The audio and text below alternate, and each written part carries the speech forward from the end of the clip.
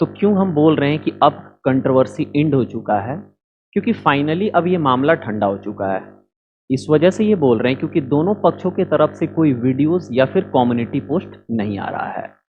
तो आखिर में समझने से पहले हम शुरू से ये समझाएंगे कि क्या सारी बातें हुई थी जिसके चलते यहाँ तक बातें पहुंची। तो बात कुछ ऐसा है कि संदीप माहेश्वरी का एक बिजनेस सीरीज चल रहा था जो 100 एपिसोड का होने वाला था, जिसमें 38 नंबर एपिसोड आने के बाद जो अगला वीडियो उनका आता है वो आता है बिग स्कैम एक्सपोज के नाम से।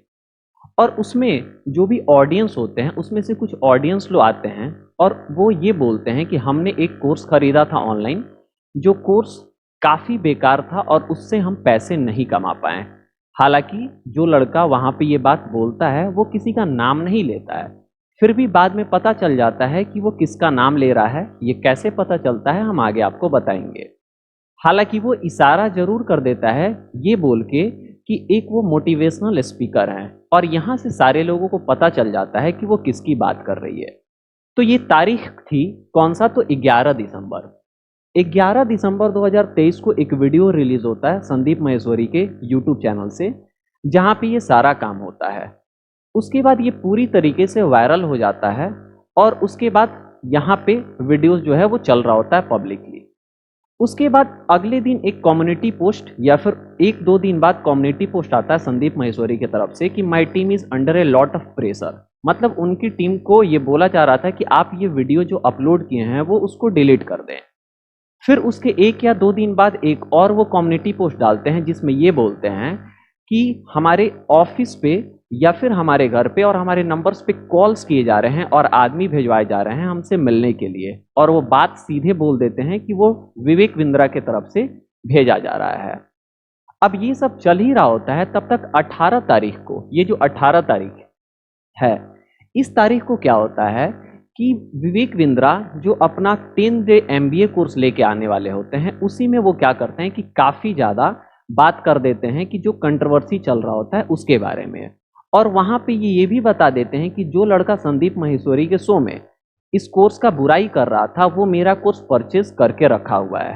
तो यहाँ पे सब लोगों को पता चल जाता है फाइनली कि ये जो कंट्रोवर्सी चल रहा है वो विवेक बिंद्रा के ही बारे में चल रहा है, वो कोई और नहीं है जो ये कोर्सेज को बेच रहा है।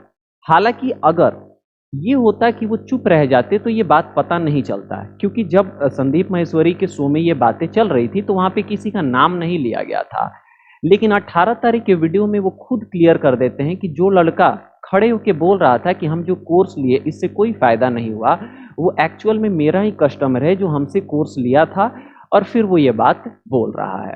तो बात तो 18 तारीख को उन्होंने रिप्लाई कर दिया। अब रिप्लाई जब उन्होंने किया तो उन्होंने बहुत सारी बातें बोली, कि जैसे उन्होंने बोला कि हाँ, हम लोग जो कोर्सेज बेचते हैं उसका एक रेफरल या फिर अफिलिएट प्रोग्राम टाइप का है। अब अफिलिएट प्रोग्राम का मतलब ये होता है कि जैसे हम कोई अगर प्रोडक्ट या सर्विसेज को इस्तेमाल कर रहे हैं और हम वो किसी को बोलते हैं कि आप भी खरीद लीजिए, तो अगर वो खरीदता है तो हमको कुछ कमीशन मिलता है। इसी को हम अफिलिएट के नाम से जानते हैं। हालांकि इसके बारे में थोड़ा सा हम आगे बात करेंगे। तो वो बोलते हैं कि ये एक अफिलिएट प्रोग्राम है और इसमें वो अच्छे से काम नहीं किया तो वो पैसा नहीं कमा पाया। लेकिन जो लड़का ब्लेम कर रहा था संदीप माहेश्वरी के शो में, ये वो बोल रहा था कि हमको 10 लाख रुपए तक का बोला गया था कि पैसा हम कमा पाएंगे, लेकिन ऐसा कुछ भी नहीं था जो उसको बेच के हम 10 लाख रुपए तक कमा पाए। अब यहाँ पे एक समझने वाली बात यह है कि जब आप कोई भी प्रोडक्ट और सर्विस लेते हैं तो वो आपका लेने का पूछे उद्देश्य ये होना चाहिए कि उसको हम कैसे यूटिलाइज करें, ना ही कि आपका उद्देश्य ये होना चाहिए कि हम किसी को बेचें और बेचने से हमको कैसे पैसा मिल जाए। तो कोई भी चीज़ लेने से पहले आप उसको यूज़ करिए, और आप लेने से पहले ये रिसर्च करिए क्या ये मेरे काम का है या फिर काम का नहीं है। अगर आप उसको खरीदी इस वजह से रहे हैं कि हम उसको आगे बेच के पैसा कमाएंगे, तो सबसे बड़े बेवकूफ़ तो आप हुए जो आप उसको खरीद रहे हैं। तो ऐसा ये भी बोला जा रहा है कि वो जो लड़का खरीदा वो भी गलत है, क्योंकि उसने तो पैसे के लिए काम किया, ना ही कि उस प्रोडक्ट और सर्विस के इस्तेमाल के लिए किया। अब ये सब चल ही रहा होता है, तब तक क्या होता है कि फाइनली 20 तारीख को एक और वीडियो आता है संदीप माहेश्वरी की तरफ से, जिसमें वो खुला एकदम विवेक बिंद्रा को टारगेट करते हैं और ये बोलते हैं कि अब तो हम आपके सामने लड़ेंगे ही। हालांकि उन्होंने यहाँ तक भी बोल दिया है कि आप जितने लोगों के साथ ये फ्रॉड हुआ है, आप सारे लोग हमें ईमेल करें, और ईमेल करने के बाद हम एक जो क्या बोलते हैं लोअर कंपनी है उसको हम हायर करेंगे और हम आप लोग का केस लड़ेंगे। अब यहाँ तक भी उन्होंने बात बोल दिया है। अब इसके बाद बात आगे क्या होता है कि आगे आप देखेंगे तो एक वीडियो में विवेक बिंद्रा जो है वो एक जगह पॉडकास्ट दे रहे होते हैं, जहाँ पे विवेक बिंद्रा ये बोलते हैं कि हम डिफामेशन का केस करेंगे अगर ये बात गलत हो गया। अब फाइनली यहाँ तक बात आ गया है कि ये जो मामला है वो अब कोर्ट में जा चुका है। कोर्ट ये बोला है कि जब तक हमारे तरफ से कोई डिसीजन नहीं आ जाता है तब तक आप दोनों पक्ष को किसी पे भी कोई वीडियो बनाने की आवश्यकता नहीं है और ना ही कोई कम्युनिटी पोस्ट डालने की आवश्यकता है। यानी दोनों पक्ष अभी शांत रहेंगे, हम इस चीज़ को एनालाइज करेंगे क्या गलत है और क्या सही है और उसके बाद हम बोलेंगे डिसीजन, तब आप लोग आगे की जो भी चीज़ें हैं वो करेंगे। तो अभी तक पूरा सीन ये चला कि सबसे पहले क्या हुआ कि 11 दिसंबर को वीडियो आया संदीप माहेश्वरी की तरफ से, जिसमें कोई लड़का है वो खड़ा होकर बोलता है कि हमने एक जगह से कोर्सेज को परचेज किया जो एकदम काम का नहीं है, यानी उससे हम पैसा नहीं कमा पा रहे हैं। दूसरा क्या है कि कम्युनिटी पोस्ट आपस में एक दूसरे की तरफ से होता है और 18 तारीख को जो 10 डे MBA कोर्स चालू होता है वहां पे विवेक बिंद्रा ये खुला बोल देते हैं कि हाँ ये मेरा ही कोर्स खरीदा हुआ था और हम ही को टारगेट किया, इस वजह से हमको बीच में आना पड़ा। फिर 20 तारीख को ये संदीप माहेश्वरी भी उतर जाते हैं दोबारा और बोलते हैं कि हम अब आपके सामने एकदम इस बात को लेके लड़ने वाले हैं। और उसके बाद फाइनली ये कोर्ट में केस चला गया है। अब कोर्ट इस पे जो डिसीजन करेगा, यानी जो विवेक बिंद्रा कोर्सेज बेच रहे हैं या फिर जो बिजनेस कर रहे हैं वो एक स्कैम है बिजनेस या फिर ये एक अफिलिएट के तौर पे चल रहा है।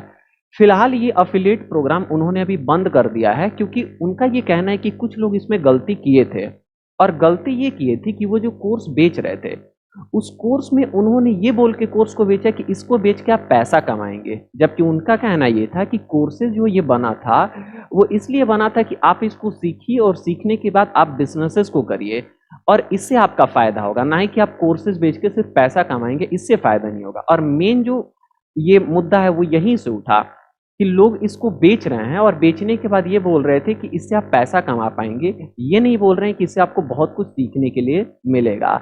ये IBC मॉडल उनका था, इंडिपेंडेंट बिजनेस कंसल्टेंट।